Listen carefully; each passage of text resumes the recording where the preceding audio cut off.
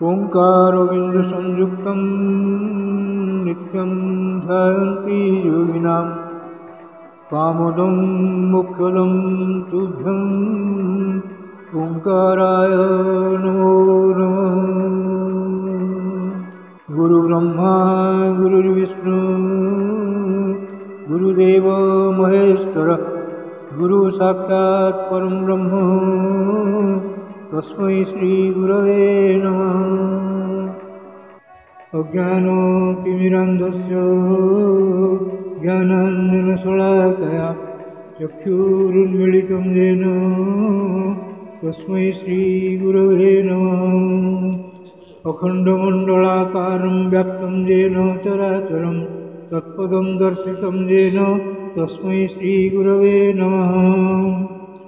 ध्यानमूलं गुरोर्मूर्ति पूजामूलं गुरोर्पदं मन्त्रमूलं गुरोर्वाक्यं मोक्षमूलं गुरोर्कृपा। मन्नाथ श्री जगन्नाथ मद्गुरु श्री जगद्गुरु मदात्मा सर्वभूतात्मा तस्मै श्री गुरवे नमः। जंगारु ब्रह्ममूर्ति प्रणवतनुधरं सर्ववेदान्तसारं भक्तानां कल्पवृक्ष भवजलतरणी सर्वतत्त्वानुतत्त्वं योगिनां हंसतत्त्वं हरिहरनमितं श्रीपति वैष्णवानां शैवानां भैरवश्च पशुपतिः परमशक्तितत्त्वं च शाक्तं बौद्धानां बुद्धसाक्षात् ऋषभजतिवर जैनसिद्धान्तसारं तं देव पातु नित्यं कलिकलुषहरं नीलशैलाधिनाथम्। अथ श्रीमद्भागवत महापुराण पंचमस्कंध त्रयोदशाध्याय भवारण्यर वर्णना ओ रहुगणंकर संशयनाश। नारायणं नमस्कृत्यं नरं चैव नरोत्तमं देवीं सरस्वतीं व्यासं ततो जयमुदीरयेत्। मूकं करोति वाचालं पङ्गुं लङ्घयते गिरिं यत्कृपातमहं वन्दे परमानन्दमाधवं। निगमकल्पतरुर्गलितं फलं सुखमुखातमृतं द्रवसंयुतं पिबतं भागवतं रसमालयं मुहुरहो रसिका भुवि भावुकाः। ब्राह्मण उवाच दुरोत्यये धनजया निवेशितो रजस्तमसत्त्व विभक्तकर्मदृक् स एष सार्थोऽर्थपरः परिभ्रमन् भवाटवीं जाति न शर्म विन्दति। यस्यामिमे षण्णरदेवदस्यवः सार्थं विलुम्पन्ति कुनायकं बलात् गोमायवो यत्र हरन्ति सार्थिकं प्रमत्तम् आविश्य जथोरणं वृकाः। प्रभूत वीरुतृणगुल्मकौगरे कठोरदंशैर्मशकैरुपद्रुतः क्वचित्तु गन्धर्वपुरं प्रपश्यति क्वचित् सुरयोल्लुकगृहम्।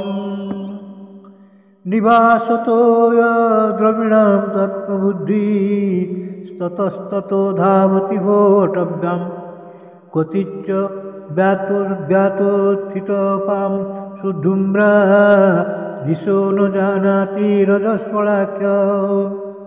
अदृश्य झिल्ली स्वनकर्णशूल उल्का वाग्भिर्व्यथितान्तरात्मा अपुण्यवृक्षान् श्रयते क्षुधार्तितो मरीचितो यान् अभिधावति क्वचित् वितो यः सरितोऽभिजाति परस्परं चालसते निरन्ध आसाद्य दावं क्वचिदग्नितप्तो निर्विद्यते क्वचिदखैर्भूतासु।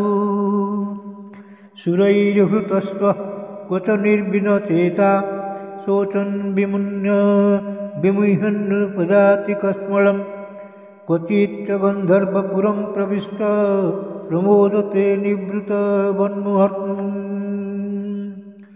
चलन् क्वचित् कण्टकशर्कराङ्घ्रिः नर्गारुरुक्षुर्विमना इवास्ते पदे पदेभ्यन्तरबन्धिनार्दितः कौटुम्बिकः रुध्यति वै जनाय क्वचिन्निगीर्णो जगराहिनो जने नावहीति किञ्चित् विपिने अपविद्धः दष्टः श्मशेते क्वचदन्दशुकैरन्धोधकूपे पतितस्तमिश्रे कर्हि स्मचित् क्षुद्ररसान् विचिन्नं स्तन्मक्षिकाभिर्व्यथतो विमानो तत्रातिकृच्छात् प्रतिलब्धमानो बलात् विलुम्प्यन् तथवतं तदोन्ये क्वचिच्च शीततापपातवर्ष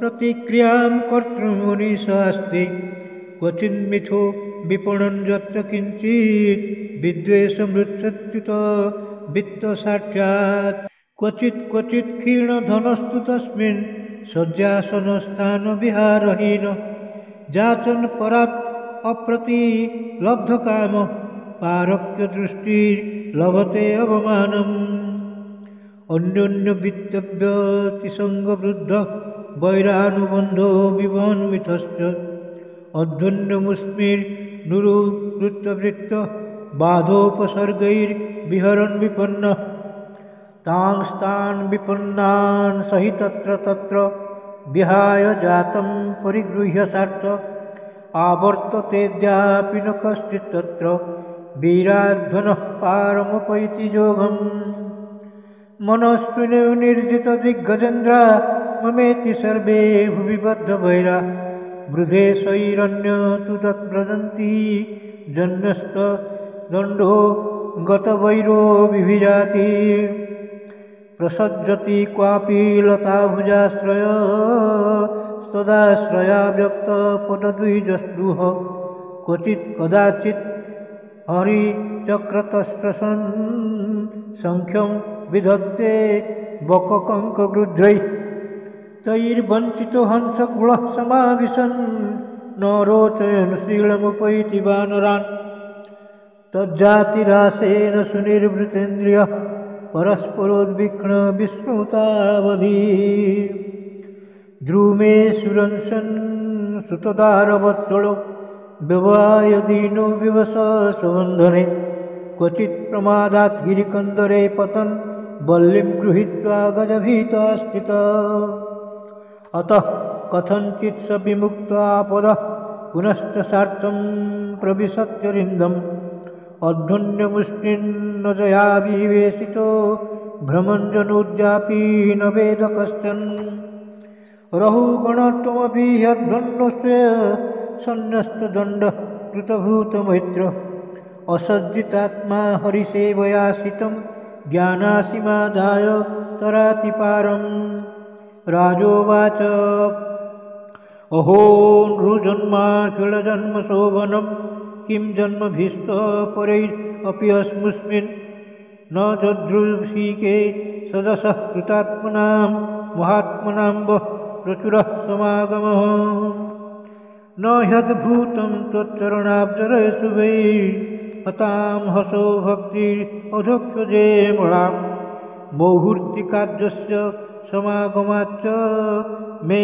दुष्कर्म मूलोऽपहत विवेकः नमो महद्भ्यस्तु नमः शिशुभ्यो नमो युवभ्यो नमो आवटुभ्यः जे ब्राह्मण गाम वधूतलिङ्गाश्चरन्ति तेभ्यः शिवमस्तु राज्ञां श्रीशुक उवाच इत्येवमुक्तं रामातः स वै ब्रह्मर्षिसुतः सिन्धुपतय आत्मसततं विगणयतः परानुभावः परमकारुणिकतयोपदिश्य रहुगणेन सकरुणम् अभिवन्दितचरण आपूर्णार्णव इव निवृतकर्णोर्माशयो धरणीम् इमां विचचार सौवीरपतिरपि सुजन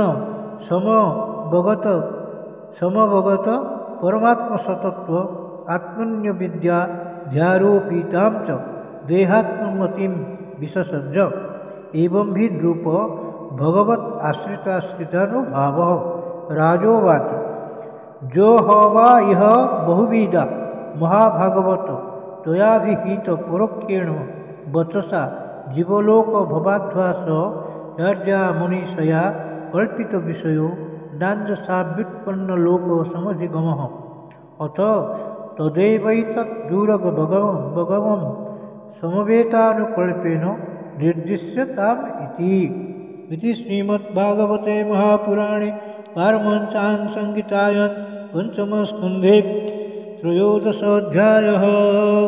भीमस्यापि रणे भङ्गो मुनेऽपि मतिभ्रमन् यदि शुद्धम् अशुद्धं वा मम दोष न विद्यते। श्रीकृष्णार्पणमस्तु श्रीकृष्णार्पणमस्तु श्रीकृष्णार्पणमस्तु।